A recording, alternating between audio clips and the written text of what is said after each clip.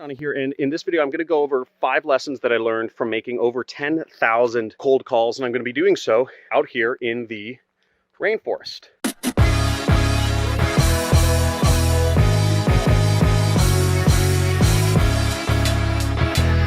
Hey, John Crestani here. Now, my first job out of college was a telemarketing job. It was where I had to do cold calls. I had to call people that had businesses that had websites, and I'd offer them SEO services, basically charge them $1,000 a month to help them get ranked higher on the internet. Now, the lessons that I learned from making all these cold calls was plentiful, and this was actually one of the best experiences that I ever had in my life in terms of developing myself in my career, even though that I didn't end up going into sales. Now, the first lesson that I learned was that you learn by doing. I went through every single book, every single course on sales that you could possibly go through. Zig Ziglar, Tom Hopkins, Tony Robbins, Grant Cardone, Jordan Belfort, everybody. And no matter how many courses I went through, no matter how many books I read, it doesn't make you better.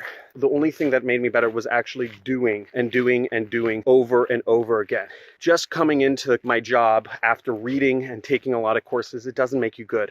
It's courses plus repetition, right? And that's why one of the focuses of me in my training courses that I offer in marketing focus on helping get people to actually go out there and post ads and do marketing and do data analysis and copywriting and write their own ads and all that stuff. Because the biggest hurdle that most people face when they're starting out a marketing career is they don't want to do anything, right? They just want to take courses. But you have to do stuff. You have to put up tons of ads if you want to get good in marketing, just as you have to make tons of calls if you want to get good at sales. Sorry, it's getting a little dark here. So we are in the rainforest on the Olympic Peninsula. It's called the Hoh Rainforest, and it's absolutely gorgeous. You see sword ferns, mosses all up in the trees, lots of conifers, etc. And this is what I love to do for fun. The second lesson that I learned was that you can reach anybody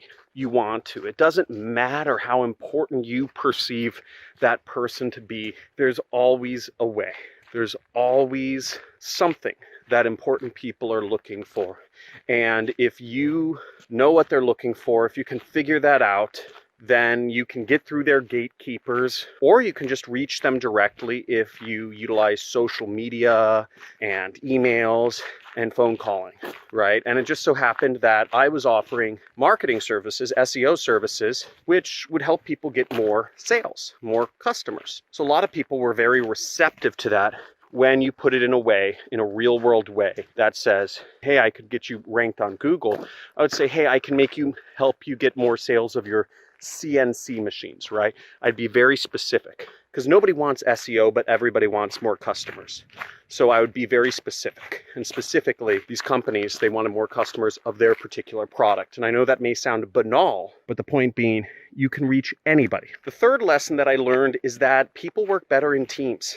There were days when I did about 4 months of about roughly 120 calls a day. And there were days when I woke up and I just didn't want to get hung up on like 110 times, right? Like, that's no fun. That's like constant rejection all day. And I just didn't feel like it some days. But the fact that I went into an office, the fact that I was surrounded by a team of people who were also doing the same thing I was, gave me motivation to push through. That's huge, So even if you're working alone, even if you're an entrepreneur and you're a solopreneur or whatever, find other entrepreneurs that you can team up with or meet up with on a weekly or a daily or whatever basis, because teams work better than individuals. It's just a fact.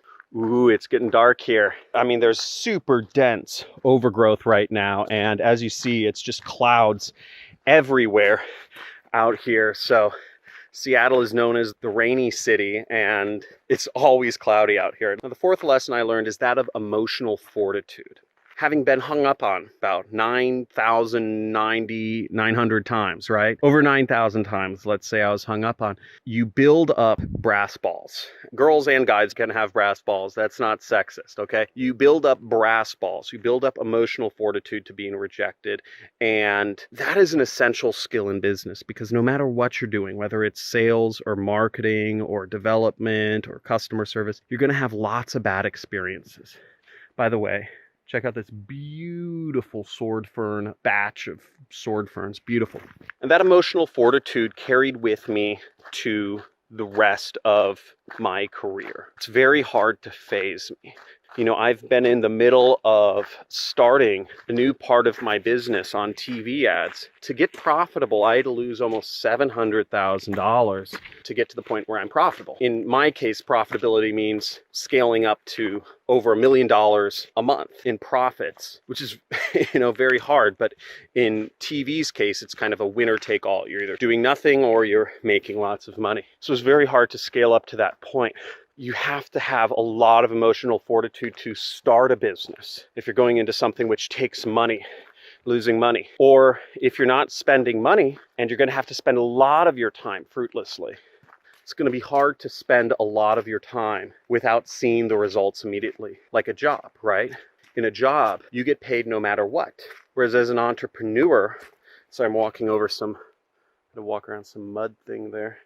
There's this, look how muddy this trail is. I heard you asking for more kind of genuine videos, and my hobby is national parks. I love visiting national parks. I love exploring in nature. Usually I don't shoot my videos out here, but let me know, just type in love it.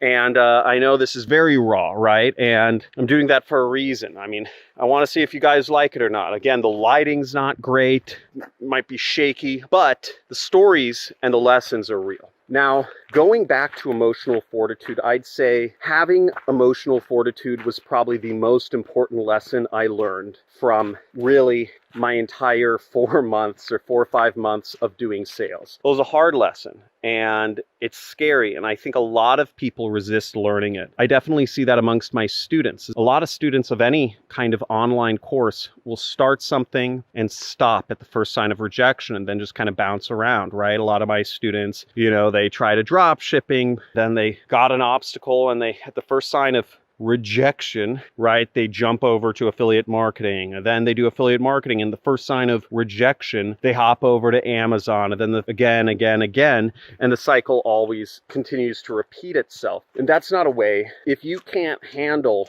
the emotional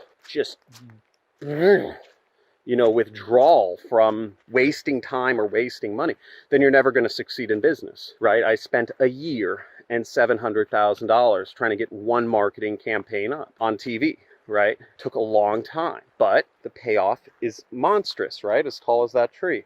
So it's all worth it in the end, but it's hard. And the fifth and final lesson that I learned from my 4 or 5 months doing sales is that sometimes it's just not for you, right? Sometimes you can give something your best shot. Sometimes you can do everything that you would be expected to do. Sometimes you can read every book. You can learn every lesson. You can hire the best instructors. You can surround yourself with the best people, and you'll still fail. You'll never hit your stride, and ultimately, it's just not meant for you. And I learned that with sales.